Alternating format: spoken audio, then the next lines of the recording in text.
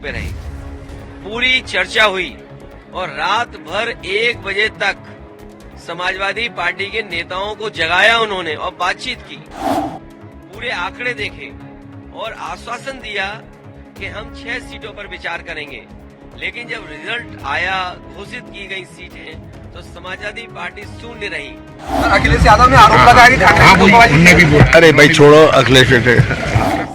अगर ये मुझे पहले दिन पता होता कि विधानसभा स्तर पर कोई गठबंधन नहीं है इंडिया का, तो हम उसमें कभी मिलने नहीं जाती हमारी पार्टी के लोग, न अपनी हम सूची देते कांग्रेस के लोगों को, न कांग्रेस के लोगों का फोन उठाते। आप देखिए, अगर ये बात आई है कि भाई राष्ट्रीय स्तर का गठबंधन होगा कि प्रदेश स्तर का गठबंधन होगा, ये मेरी जानकारी में नहीं है। किस तरीके का माहौल है प्रदेश? बहुत बढ़िया माहौल है, सब जगह लोग फोन करके कह रहे हैं, बहुत उत्साह है और दिखती संख्या से हम सोचते थे हम जीतेंगे, अब हम उससे ज्यादा जीतेंगे। सर अखिलेश यादव ने आरोप लगाया कि अरे भाई छोड़ो अखिलेश। या कोई दल क्या कह रहा है, इंडिया गठबंधन, हम ही कंफ्यूज हो गए होंगे। इसका मतलब अगर हम उन मीटिंगों में बैठे हैं तो हम ही कंफ्यूज रहे होंगे। इसीलिए जिस व्यक्ति के बारे में आप बात कर रहे हैं, मुझे नहीं पता कि कांग्रेस पार्टी का कौन व्यक्ति इस तरह की बात कर रहा है। हमें तो ये लगा कि जब मध्य प्रदेश के मुख्यमंत्री जो रहे, पूर्व में कई बार मुख्यमंत्री रहे, वो रहे, उन्होंने मीटिंग बुलाई और पूछा समाजवादी पार्टी से, हमने अपनी पूरी परफॉर्मेंस बताई, किस समय पर समाजवादी पार्टी के विधायक कहाँ जीते हैं, कभी 1 जीते, कभी 2 जीते, कभी 5 जीते और किस जगह हम नंबर 2 पे रहे। पूरी चर्चा हुई और रात भर 1 बजे तक समाजवादी पार्टी के नेताओं को जगाया उन्होंने और बातचीत की, पूरे आंकड़े देखे और आश्वासन दिया कि हम 6 सीटों पर विचार करेंगे। लेकिन जब रिजल्ट आया, घोषित की गई सीटें, तो समाजवादी पार्टी शून्य रही।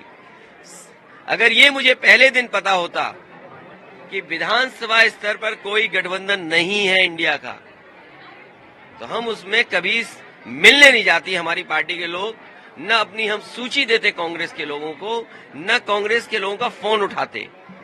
लेकिन अगर उन्होंने ये बात कही है कि गठबंधन नहीं है, तो हम स्वीकार करते हैं गठबंधन नहीं है।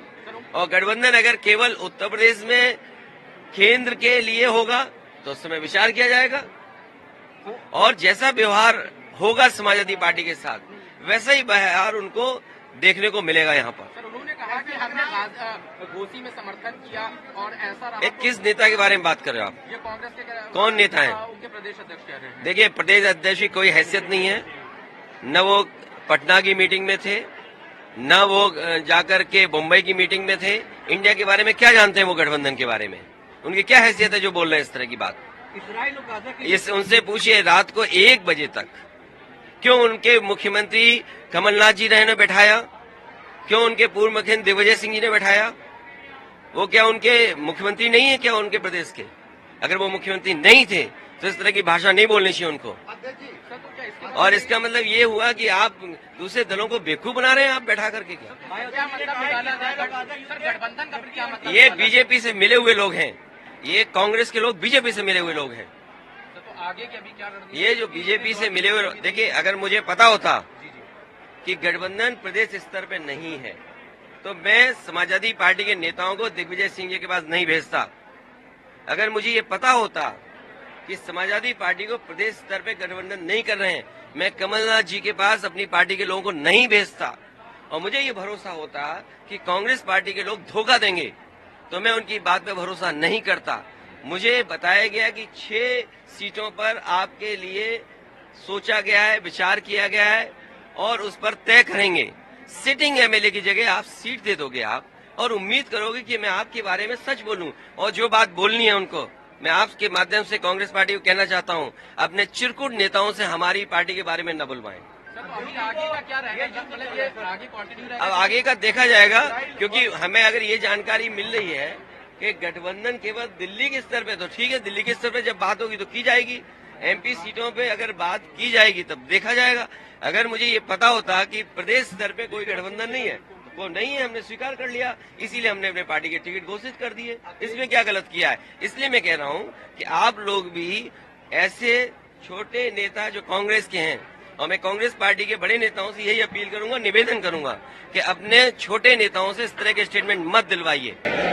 आप देखिए, अगर ये बात आई है कि भाई राष्ट्रीय स्तर का गठबंधन होगा कि प्रदेश स्तर का गठबंधन होगा, ये मेरी जानकारी में नहीं है। पर एक बात जरूर मैं कहना चाहूंगा कि जब ये प्रत्याशी घोषित हुए, आप 6 प्रत्याशी की बात करते हैं, 7 कैंडिडेट तो आपने पहले ही घोषित कर दिया था, तो आप 6 की बात कर रहे हैं। इसका मतलब कि आप समझ सकते हैं कि उन्होंने क्या बात बोली है।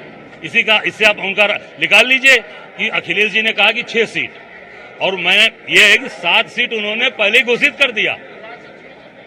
कांग्रेस के प्रत्याशी आने के पहले ही अखिलेश जी ने 7 कैंडिडेट घोषित कर दिए, तो उसमें बात सामने आ गई ना कि 6 चाहते थे कि ज्यादा चाहते थे।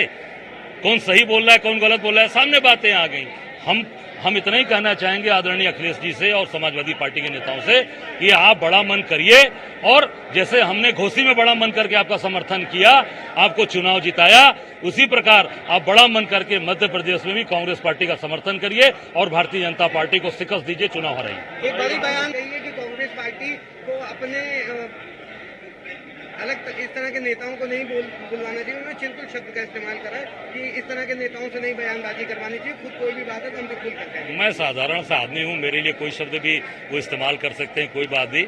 मैं कार्यकर्ता हूं, कांग्रेस का छोटा सा कार्यकर्ता हूं और कांग्रेस के लिए काम करता हूं।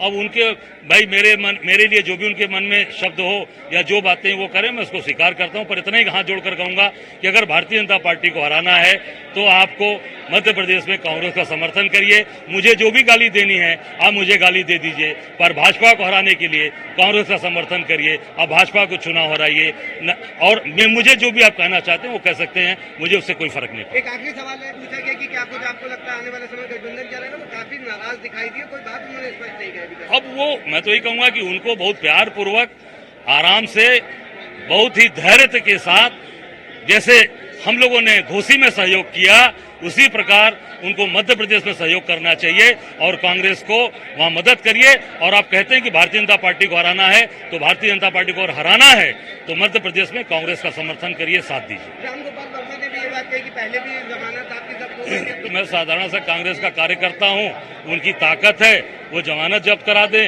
और मुझे हरा दें तो वो उनके पास है, उससे मुझे कोई फर्क नहीं पड़ता। पर फिर मैं उन रामगोपाल जी से भी आग्रह करूंगा, निवेदन करूंगा कि भारतीय जनता पार्टी को अगर हराना है, शिकस्त देना है तो कांग्रेस का साथ दीजिए, मध्य प्रदेश में कांग्रेस पार्टी के सहयोग में आ जाइए, और जैसा हम लोगों ने आगे बढ़कर घोसी में आपका समर्थन किया, उसी प्रकार आप मध्य प्रदेश में हमारा साथ दीजिए। हमसे जुड़े रहने के लिए हमारे YouTube चैनल को सब्सक्राइब करें और नई वीडियो की नोटिफिकेशन के लिए बेल आइकॉन को दबाएं।